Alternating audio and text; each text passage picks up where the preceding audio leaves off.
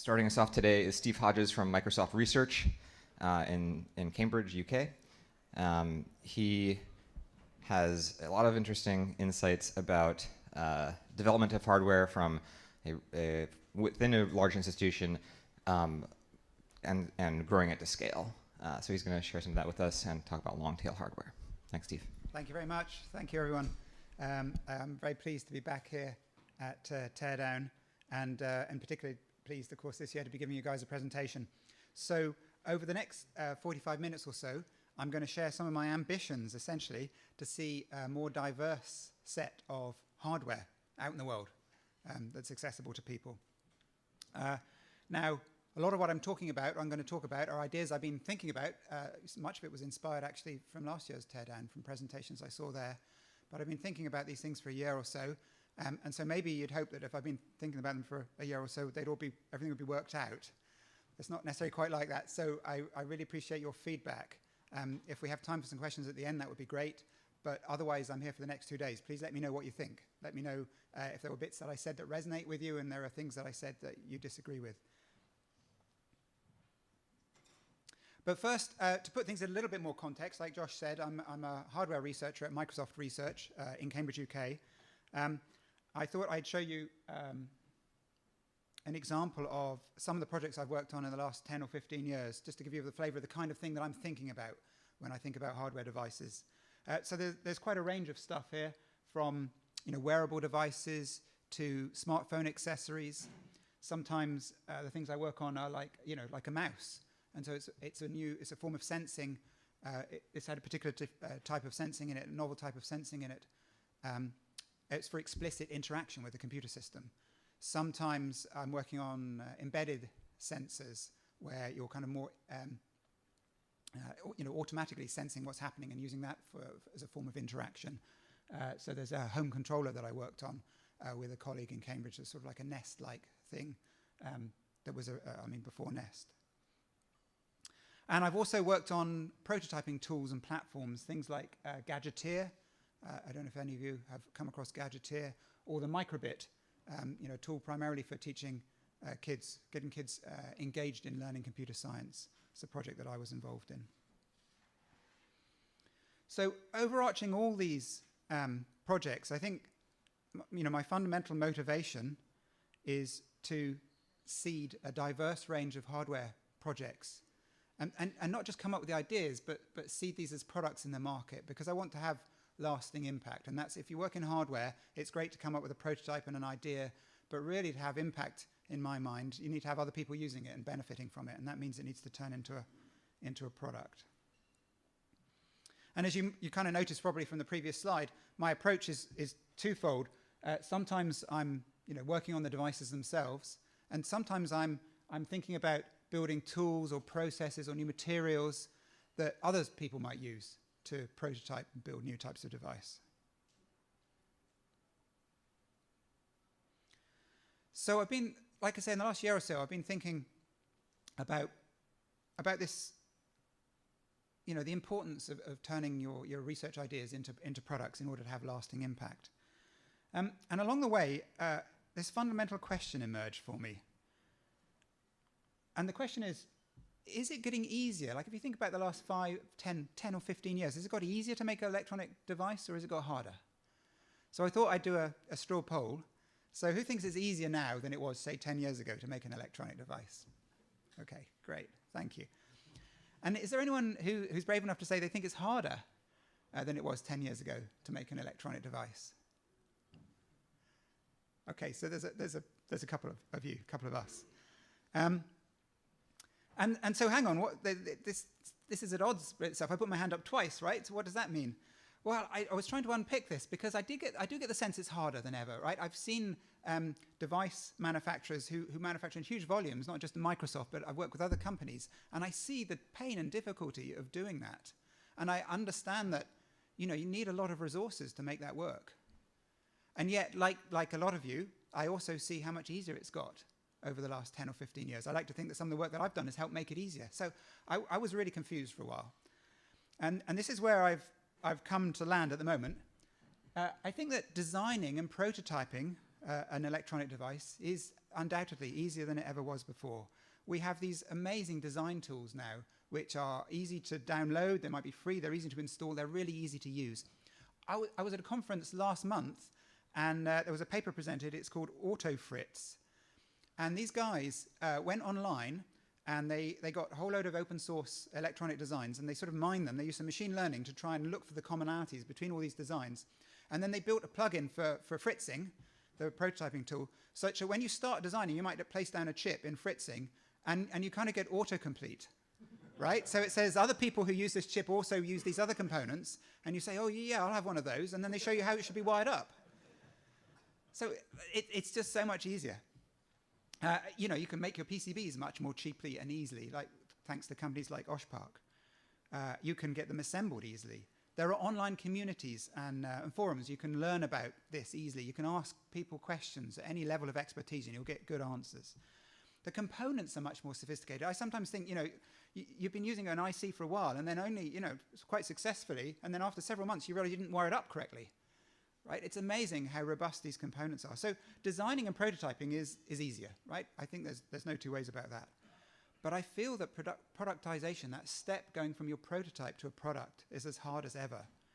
Consumers have become, I mean, we're to blame, have become expectant of remarkable quality, amazing finish and fit of our products. The suppliers, the component suppliers, and the manufacturing companies in the ecosystem have become much more aggressive in their prioritization. I was talking to a company that had a product, they were developing a product, and they found the perfect IC for it, but they couldn't buy it. The supplier wouldn't even entertain selling them parts because they didn't have the established business and the established volume that would warrant that supplier engaging with them. And compliance and certification, I think, is monotonic. It only ever gets harder. The world that we live in, the regulatory environment we live in, just gets more and more complex. So this dichotomy that I see, the difference between getting to a prototype and then taking that prototype and turning it into a product, a sustainable, viable product, for you really to have impact in the world, is what I want to try and tease apart. So the rest of my presentation's in 3 sections. I'm going to start by talking a little bit about, you know, what is this? I talk about the diversity of hardware products. Well, what does that look like in other markets? What does that mean to have a diverse market of products? I'm then going to talk about a specific example that's a project that's quite close to my heart, something I feel very passionately about. I started working on it 15 years ago, and hopefully you'll find that interesting. And then finally, I'm going to try and tease out some opportunities for how we might enable more diversity in hardware. So I thought what I'd do is riff off Helen's presentation yesterday and ask you guys a question, which is, does anyone know who these folks are? Can you shout out names? Anyone recognize anyone? Chris Anderson, yep. On the guy on the left? Okay, so on the right, you're absolutely right. It's Chris Anderson, who's perhaps best known. He was editor of Wired magazine for some time. He started a company, a co-founder and I think CEO of 3D Robotics. The chap on the left, as you might tell from the photo, it's an older photo. So this is a guy called George Zipf, and he is an American linguist who lived at the first half of the last century. And he got particularly interested in the frequency of words. So he was studying at Harvard, and so he took an English book, a book written in English, and counted up how many times each word occurs. So one of the words obviously has to be the most frequent word, and that word is the, correct. And the second most frequent word, I think, is of. But the curious thing that he noticed was that of appears half as often as the. And the third most popular word is and. It occurs a third as often as the. And if you actually plot this for all of the words, you'll find that it holds. The 100th word occurs 1% as often as the, and so on. Right? Isn't that what I think that's remarkable? So you think, okay, that's something strange about English, right? Why does that happen? Well, it's not just English. It happens in all languages. It even happens in languages, the ancient languages, that we haven't yet managed to work out what they mean. But we can see that the word frequency follows this pattern. So it turns out it's not just words that follow this pattern. So if you look at things like population, if you look at the population of countries on the planet, you'll find they follow this pattern. There are a couple of outliers. India and China don't quite fit, but from the third country onwards, it's a remarkably close fit to this distribution. It applies to the populations of cities within countries. It applies to the wealth of countries, their GDP. It applies to the wealth of individuals, how much people earn, right? The richest person will tend to be twice as rich as the next most richest person, and so on. It applies to all sorts of things, right? How popular TV shows are, how often academic papers are cited. Now, to be clear, what I plotted here is 1 over x, which is what Zip observed in his language studies. Actually, in some of those other examples I talked about, it's not a perfect fit for y equals 1 over x. The more generic form of this curve is an inverse power law, and it's 1 over x to the a. And a is positive, but it might be less than 1, so it might be like 1 over root a. And there's an even more generic version where you add a constant in. But if you look at those, topics I discussed, if you look at the numbers for those different characteristics, you find that they have a remarkably close match to this class of inverse power law. And mathematically, this family of functions, inverse power law, are interesting because as you keep going to the right, the area under the graph carries on increasing forever. So some mathematical functions tend to a limit, and as you keep going to infinity, well, it just gets closer and closer to a fixed limit. But that is not the case for inverse power law curves. So what you do is plot them on a log-log scale. It makes it easier to see whether you've got a good fit, because it should be a straight line. So what's Chris Anderson got to do with all this? Well, he was interested in this phenomena. It's called Zipf's law. So Zipf wasn't the first person to observe it, but he did study it perhaps more than anyone had previously. And so it's named after him. And when you see a distribution that matches Zipf's law, it's thought of as being Zipfian. And Chris Anderson was interested in this. And he wrote an article in 2004 for Wired magazine where he talked about this. And in particular, he was interested in how it relates to products and product sales. So the examples I'm going to give you are taken from his book called The Long Tail, which he published after, I think a year after he published the article with a similar name. And so let me take this example from his book. He worked out the rank frequency distribution for the Hollywood box office. So on the y-axis, we've got revenue, a particular movie. And then as we go across the x-axis, we're looking initially at the most popular movie and then the second most popular movie and so on. And this is on a log-log scale. So what we need to do is see a straight line. And sure enough, like to start off with, there's a straight line. It's Zipfian. But after a while, I mean, not very long, right? After 15, 20 movies, it falls off dramatically. So what's going on there? Because if we understand Zipf's law correctly, there's some kind of innate natural phenomenon which means that things like movies should be Zipfian, and yet it turns out they're not. So the hypothesis put forward in the book is that it's about supply. I mean, it kind of makes sense. If back in 2005, if you want to go to the movies, you're not choosing from like thousands and thousands of movies. You look to see what's on at the movie theatre, and you pick one of the few films that are on. And this limitation of supply, the dynamics of that particular market, are sort of cutting off the Zipfian, the natural Zipfian distribution prematurely. That's Anderson's argument. So he refers to this area between what you could argue is naturally would be the case and what actually happens in practice because of the particular dynamics of that market as untapped demand. And is there any way to unlock that untapped demand? Well, of course there is. That's exactly what Netflix did.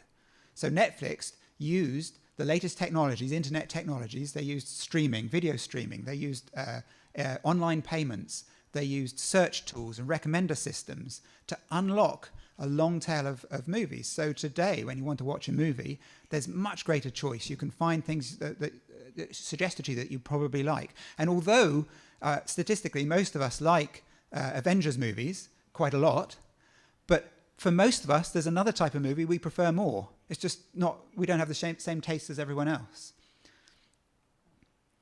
And this applies to other markets as well. So Chris Anderson talks about books as another example, and it's not just about ebooks and electronic delivery. You know, Amazon's fulfillment mechanism has sort of unlocked a long tail even for physical books. And I also like the example of smartphone apps, because the App Store lets you discover new apps. You get easy access to them. You can pay for them readily, download them, and use them. And the other thing I think that's really interesting about smartphone apps is another technology. It's not just about the technology of delivery and consumption that has sort of unlocked a long tail. It's the technology to do with creation. It's much easier now to create a smartphone app than it was 10 or 15 years ago. You know, time and again, we see people who just don't have experience or expertise in that area thinking like an app to do something, and they work out how to, you know, from scratch. They learn the tools, they learn the techniques, and that's through the communities, the online communities, and more accessible tools and so on. And so easier creation also plays a role for unlocking this potential of the long tail. So you might be thinking, what's all this got to do with hardware? And that's essentially what I've been thinking too.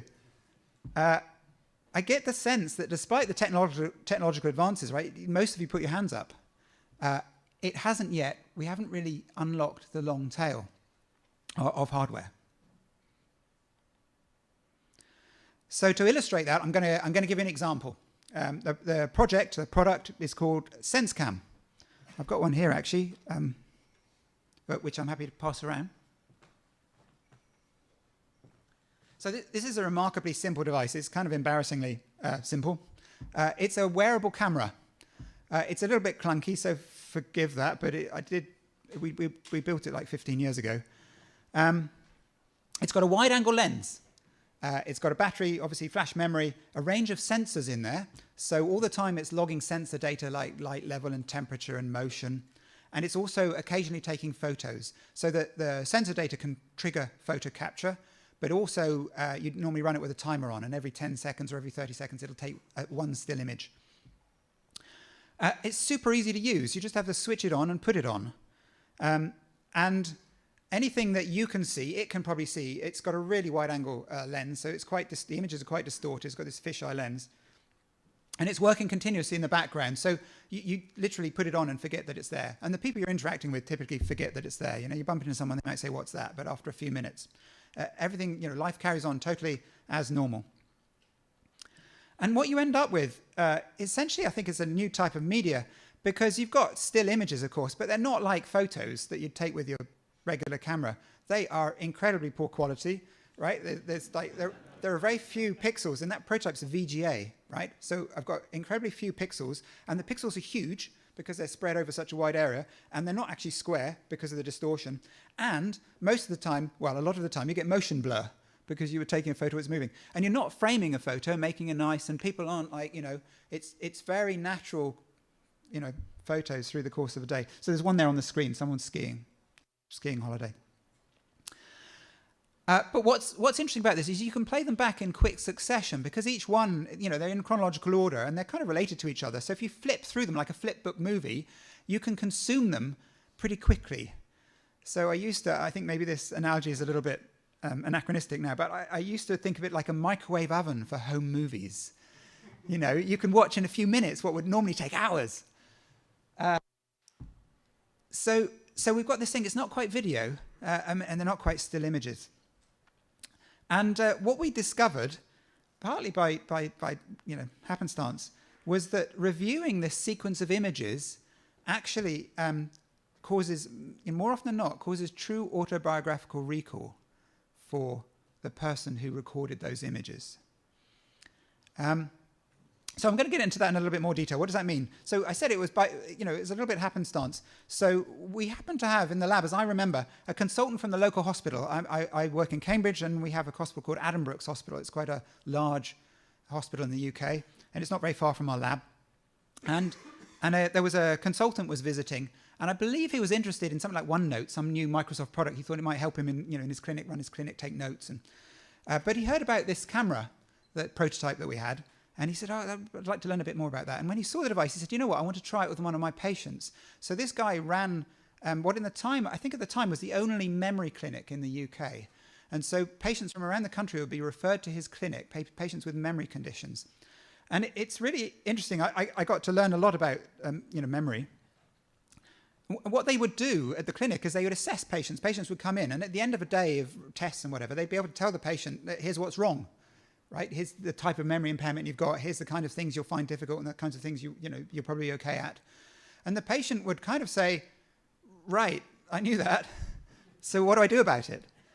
And the clinic didn't really have a lot of tools. It would say use Post-it notes, put a whiteboard in your living room and write notes on it so you remember to do things. At the time, use a pager, use a smartphone, whatever, have automatic reminders. But a lot of this is focused on remembering to do things in the future. And it turns out if you have a lack of memory, the lack of memory for things in the past has a huge effect on you. So, my sense of who I am as a person is in part based on my memory of things I've done, right? There's this kind of self-fulfilling thing that goes on. And if you can't remember, that really affects your life. It affects your sense of who you are. I bump into Josh. I know him. I've known him for years. But I can't remember if he just got married or if his spouse just died, right? So I'm super careful about my language. All the time, I don't want to look stupid. So it really affects the lives of these patients deeply. That you can't reminisce with your partner about the holiday you went on last year, or even talk about the thing that happened last week in many cases. So he said, I think this camera might help my patient. And so we set up this experiment to run with a lady. We call her Mrs. B. And together with her husband, who was essentially her carer, we had a condition where if they were going to do something they thought was going to be interesting, worth remembering, they would wear the Sensecam for that event. I mean, it's often a whole day, but it might be a few hours. And they would therefore record the event. At the same time, the husband would sort of keep a note of important things that he thought happened during the day. Like, so at the end of the event, he'd end up with a list of 7, 10, 15 kind of bullet points of things that he thought were particularly memorable. And then the following day, he would ask his wife, in this case, what she could remember about yesterday. And he'd give her a score, a percentage based on how many of the things that he'd noted she remembered. And then after that, they'd look through the Sensecam image sequence in order to stimulate her memory. And they did that. They waited 2 days, and after 2 days, so now 3 days after the event, he would test her again, and then they'd do the review. And they waited 2 days, he'd test her, do the review. They did this 7 times. So for 2 weeks, they were doing this. And in order to provide a control condition, we did the similar thing, but sometimes they didn't wear the Sensecam. On those trips, on those occasions, the husband would keep a detailed written diary, as well as making the bullet points. So he would test her against the bullet points, and then after the test, they'd spend time going through the detailed written diary to trigger her memory. And we know that the baseline for our patient, Mrs. B, so she suffered brain infection, limbic encephalitis, I think in her 60s. This is how she got the amnesia. So up to that, she had normal memory, and then she went into hospital, recovered from the condition, but it destroyed some of her hippocampus, and that's what resulted in this condition. And we know that with Mrs. B, she could remember about 30% of what happened yesterday. And then a couple of days after that, she'd still remember, a good fraction of that, 20, 25% of what had happened 3 days before. But after 5 days, in her case, it's gone. She will never remember that again. So what we found is when we used the written diary, we could sustain her memory across that 2-week period, which is great. But of course, what you're doing is you're doing your homework every 2 days, right? You're spending time reviewing what's happened. And when we compare that with Sensecam, what happens is during the course of the 2-week period, her memory of the event increases, right? And at the end, it's like at 80 or 90% of what happened now 2 weeks ago. And you might think, well, maybe we're teaching her. It's like Total Recall, the film, right? We're teaching her. That's what she needs to remember she should have done. But she remembers things that aren't in the images. So it's true autobiographical recall. That looking at those images stimulates her memory. And she'll say things, oh, that person was really nice. Oh, that food was tremendous, wasn't it? Or sometimes it will be something visual, but just didn't happen to be captured. We're only taking a photo every few tens of seconds. And what's truly remarkable, as you might tell from the x-axis, is what happens if we wait. So if we wait a month and we're not doing the homework anymore, we're no longer looking back at the images. What happens if we wait an additional month? Well, we did that and we tested her and she could still remember. And then we waited another 2 months. So this is like 3.5 months since the event and she can still remember. So we waited another 3 months. It's now half a year. She can still remember. And ultimately, even a year later, she can still remember most of that event. This is averaged over, I can't remember, 7, 10, 12 events. So on the basis of this, we got a lot of engagement from the research community. We did a Fmri scan with Mrs. B. So this is an Fmri scanner, is a real-time brain imager. So crazy big machine. And you sit in this thing and it's looking for blood flow to the brain. So it uses that as a proxy for brain activity. So I imagine when you're sitting in one of these machines, most of you is thinking, God, this is a big scary machine. So there's a lot of neural activity associated with that. But what you do is you do a differencing kind of test where you compare 2 different conditions. So what we did is we compared the condition of her looking at her images recorded from one of the events she'd experienced from her Sensecam with someone else's images from their event, from something she hadn't been. So in both cases, we've got the, oh my gosh, this is scary, and all the kind of visual processing is happening, but we're looking for differences between the two. And when you take that diff, I'm reliably informed by my co-authors on some of this work that you get to see the regions of brain believed to be associated with autobiographical recall. They light up. So really the upshot of this is, if you look at Sensecam image sequences of one of your events, you're exercising your memory. You're causing neurons to fire in those regions of your brain. So you might think, well, I'm going to go to the gym to keep fit. I'm going to do Sudoku to keep my cognitive abilities up. If you want to specifically exercise your memory, then this is one of the best ways I think we know of causing that. And so the neuroscientists and neuropsychologists we're working with believe that this exercise, this process of causing those neurons to fire, consolidates the patient's ability to recall the memory for herself. So in Mrs. B's case, she's got amnesia. It doesn't mean she doesn't have any memories. It means she can't access them. And this is a tool to help her exercise, almost like rehearse that access. So on the basis of this, I was fortunate enough to get some funding within Microsoft. We funded several research collaborations. We ran the community was formed around this, which ran an annual conference for several years on Sensecam, and we ran them in North America and in Europe. There were special issues of academic journals like Memory, and also the American Journal of Preventive Medicine. So we had another strand of researchers looking at using Sensecam to monitor exercise and diet and lifestyle and lifestyle choices made by people. A lot of that today is based on self-report, and self-report is sort of notoriously unreliable, and Sensecam gives you good ground truth. So there have been over 220 research papers, not that cite Sensecam, actually use the Sensecam, and 8 PhDs, I think it is. So, but it's not just about this sort of research impact. We work with patients for whom this made a huge difference to their lives. So this is another patient was called Claire, and like Mrs. B, she also had a brain infection. But the upshot of hers, it occurred earlier in life for Claire, and not only is her memory of events affected, but she can't recognize people. So after she recovered from the infection, she had to learn to recognize her husband by a particularly distinctive necklace he wears, because she can't recognize his face. She can't recognize faces. So there's actually there was a 6-page Time magazine article about Claire around the time we were doing this work. And what I wanted to do is actually, the BBC did a documentary on memory, which aired in the UK, and Claire was also featured in that. And I'd like to show you a clip of that, just to give you a little bit more context. Of course, this lack of ability to recognise people means that even if she's going to meet someone, or if she's going to meet someone, even if that's a family member or a close friend, she just has to go there and wait, right, until someone taps her on the shoulder and says, "Hi, Claire, let's go."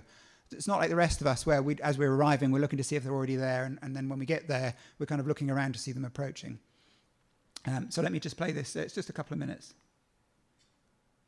Claire is viewing photographs from a device called a Sensecam, which she wears round her neck. Here I am arriving at the house, unlocking the door. Do you want me to talk? The Sensecam records an image whenever one of its sensors are triggered by changes in light, temperature or motion.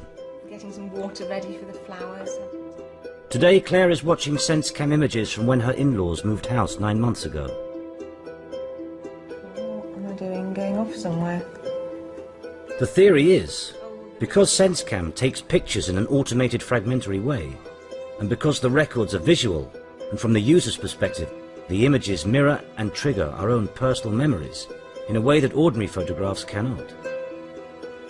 And if Claire's experience is anything to go by... And now that is Judy. I'm not 100% sure, but I think it's Judy. It looks like the theory might be right. Oh, I remember now exactly what I did first, and that was get the flower. I'd taken a bunch of flowers so that when they arrived, they had a nice bunch of flowers in their new house. It's helped me see the whole thing again, feel like I'm doing it and part of it. There they are. The images Claire looks at could be having a profound effect on her damaged brain. There are signs that using the Sensecam is helping to retrieve Claire's lost memories. And I was walking towards the bus station, so there wasn't a set meeting place.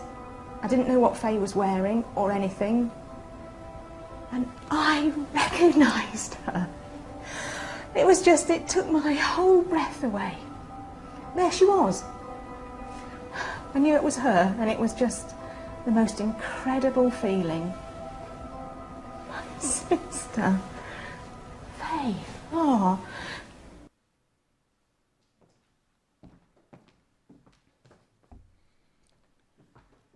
So hopefully you can see why I think, I'm very passionate about the Sensecam project. Now, like I say, when you're working in devices, like many of us do, in order to have impact in the world, it's great to have a prototype and to run these studies, but you need to turn it into a product. And we were super lucky because we managed to do that. We licensed our designs to a company called Vicon, and they made their first product was called a Vicon Review, which was obviously very similar to the prototype device I think is being passed around.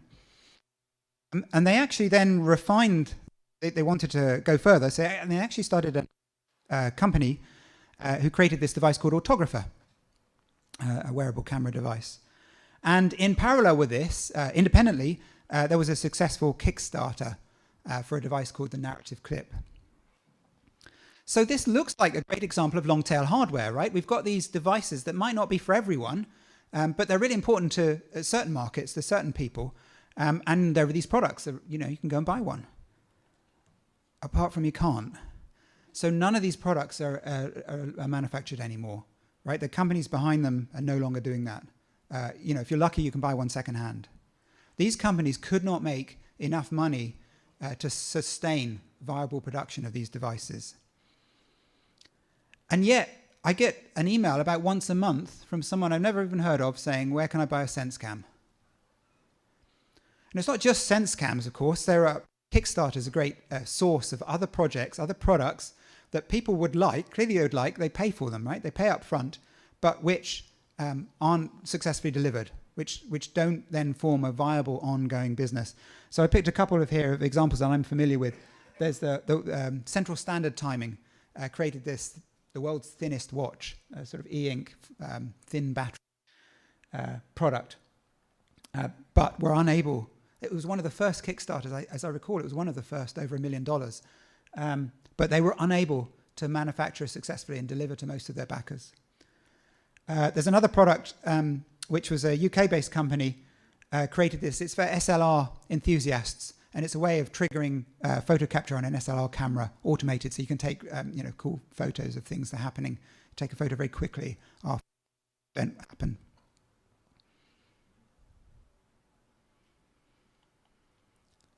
So, so if I return kind of high, jump back up a level.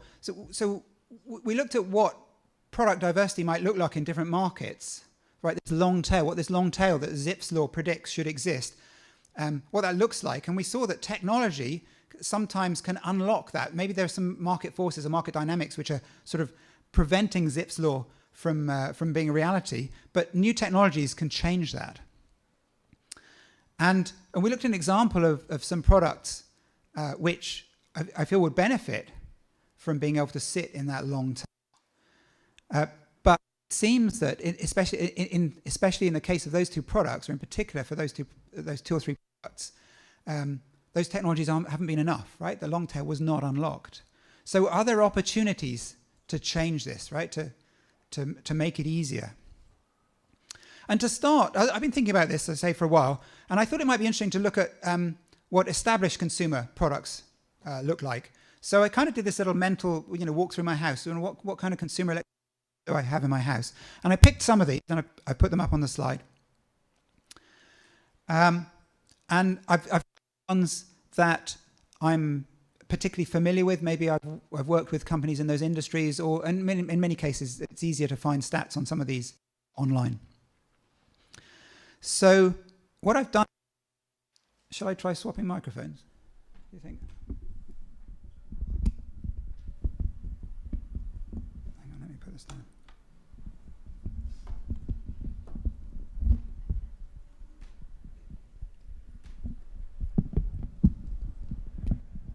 How does this work?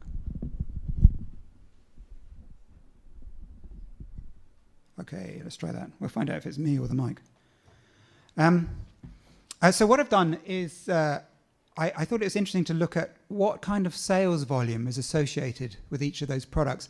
And I mean, it's very subjective. If you guys have any feedback for things you think I've got wrong, I'm all ears. But what I'm trying to do is not think about the size of, say, the whole market for laptops. I'm trying to think of, well, for sort of major, types of laptop, what's the market, what's the volume for that particular model, as it were, or that that small set of models. And anyway, these are the numbers I came up with. And of course, all of these products are in what we call mass production. I think mass production, you've got to be a little bit careful with that term, mass production. So sometimes I like to split it out. There's continuous production, which is what happens at the very highest manufacturing volumes. There's a factory, or maybe just a line in a factory, that's dedicated to making that product. It makes it day in, day out, year in, year out. That's what, Apple do that. Foxconn have factories and lines which are just making, iPhone 10s. That's what they do. At some point, they transition to the next product, but that's continuous, the iPhone 11, but that's continuous production. But for a lot of these devices, even though you think of them as mass production, they're still made in batches. So the manufacture might happen for weeks, even maybe months, and then you build up stock, and the stock probably goes into the supply chain. It's not all just sitting at the factory, and then the manufacturing line might be reconfigured to a smaller or larger extent to make a different product for a while, and then after a while you flip back. Sometimes it happens within hours and certainly days, but it could also be on a slightly longer time scale. So in these cases, these batch production and, of course, continuous production are pretty efficient processes. And at these kinds of production volumes, there's a lot of the ability to recoup your NRE costs, your non-recurring engineering costs, is high, right? You're doing some upfront investment in design and marketing and production tooling, and you recoup that over lots of units. So that makes all these products viable.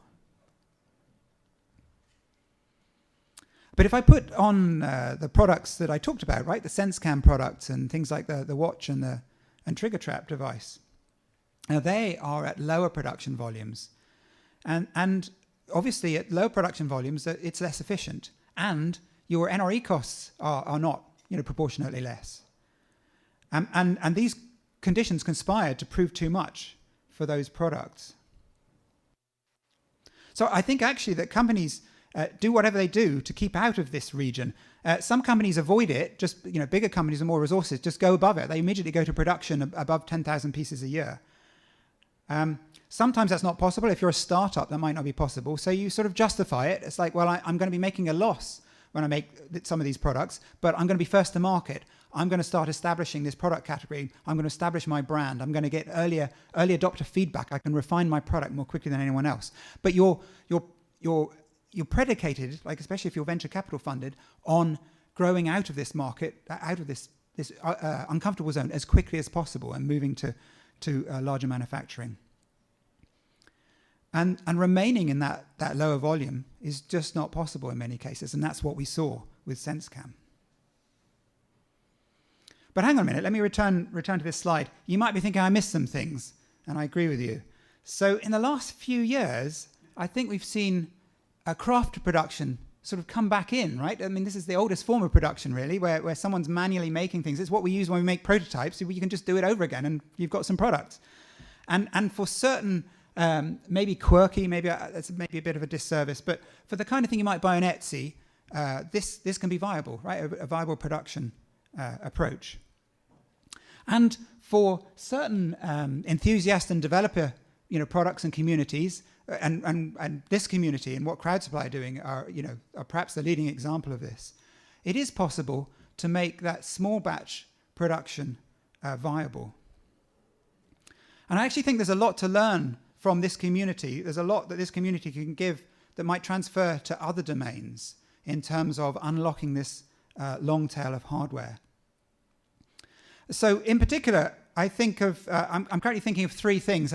Again, I'd love your feedback. I think we can improve tooling. So there's two different areas here. We could, in terms of creating a product, in terms of doing the design, the CAD tools, the things like AutoFritz, right? I see those improving all the time, and that's going to carry on happening. That's great. But we could also build tools that help us verify our design more methodically. What happens if I've got different tolerances of the components I'm using? What's the worst case if R1 is as big as it's allowed to be and C2 is as big as it's allowed to be and R3 is as small as it's allowed to be? You know, is my design still valid? That's what you need to do when you start manufacturing at larger scales. Compliance and certification, I mentioned, is a real headache, and tools that help you navigate that process, I think, would be incredibly valuable. And it's also when it comes to manufacturing. So, of course, one of the key differences between software and hardware, with software, a lot of your effort is in design. Once you've designed it, replicating it is pretty straightforward. And the other thing with software is when you make a copy, guess what? It's perfect. It's identical, indistinguishable from the original. With hardware, designing that replication process can be more complicated than designing the product itself. You have to do it every time for every different product. And no matter how much time and money you spend, when you start producing products, they're all different, right? No two are the same. And I think there's an opportunity for better tooling in the hardware space. Imagine what it would be like if you're writing software and you had to rewrite make every time you had a new project. So that's number one. Number two, I think there's an opportunity for stronger and broader networks. So for networks and communities like this one here, to kind of grow in scope, right, and expand to different types of products in different areas, and to grow in geographies, and to cross different borders and boundaries. And one of the key insights here is leveraging economies of scope. So when I talked about what happens traditionally, companies are looking to move up to here because up here they get economies of scale, right? That's what helps them be successful, and that's what helps products be viable.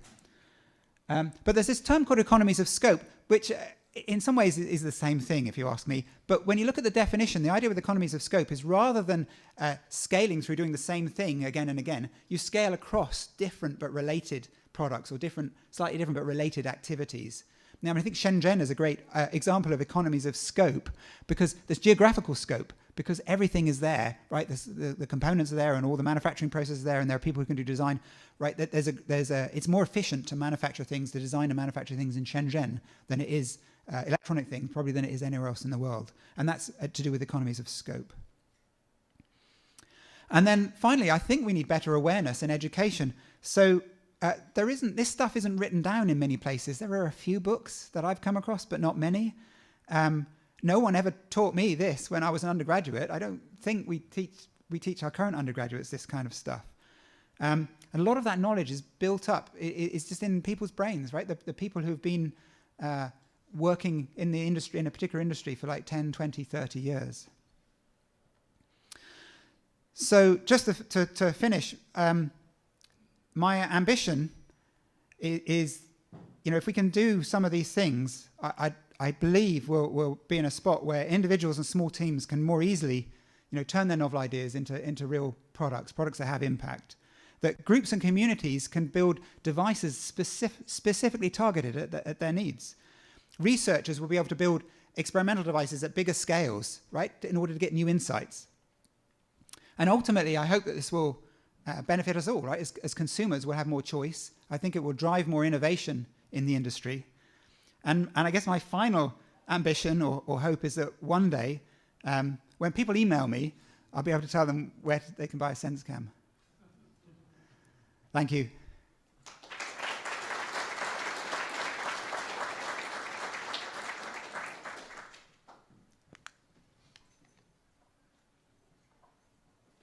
Okay, we have a few minutes for questions. Thanks, Steve. That was great. Any questions? Yeah. For Sensecam, it seems like if you took time into account that there's an economy of scale, like, over 10 years need, you could probably have justified building 10,000 of them, but you need to store in a warehouse and do that. So it seems like temporally there's a solution, but it's also a problem. I mean, I've never thought about that. The obvious, problems with that are, what happens? The batteries are going to fail over time, and then are you going to be able to? I don't think you can buy that model of battery anymore. Someone's got to be confident enough ahead of time, right, to make that investment. And you've got $10,000 or 10,000 units times how many dollars, $100 each, where we're just sitting there. So it's quite an investment. Yes, did you notice that?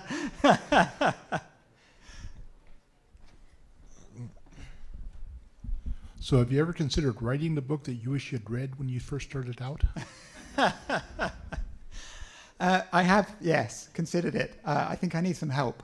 I recently got involved. There's a government-funded initiative in the UK called the Digital Catapult, very generic name, but they're trying to help certain digital businesses, move forward. And one of the things they're interested in IoT is IoT. Now, I feel this long tail, in theory, should apply to IoT devices. We imagine this world with all these connected devices. They're not all going to be the same device, are they? Right? We're going to make different ones. And so I did some work with them where we wrote a 40-page. It's a start. Basically, I see it as a start about how to go from prototype to product. On that note of IoT, I think it's really interesting because also when you look at something like the smartphone's kind of created a vacuum around it. Like I used to have a sat nav and I used to have an MP3 player, but those things have gone away now. Those were quite established volume products, but they've gone away because they've been usurped by this can do it all type device. And it's really interesting with IoT. I think is it going to be a myriad of different types of devices, or are we going to end up settling on a few different types of devices? So even if you want to sense something on your bridge and you want to deploy 1,000 sensors, well, maybe it's a more generic sensor that can sense a whole bunch of other things, but it was more effective to use that than it was to have the one that was, in theory, on paper, less expensive because it does less stuff, but in practice, the economies of scale got you. I don't know.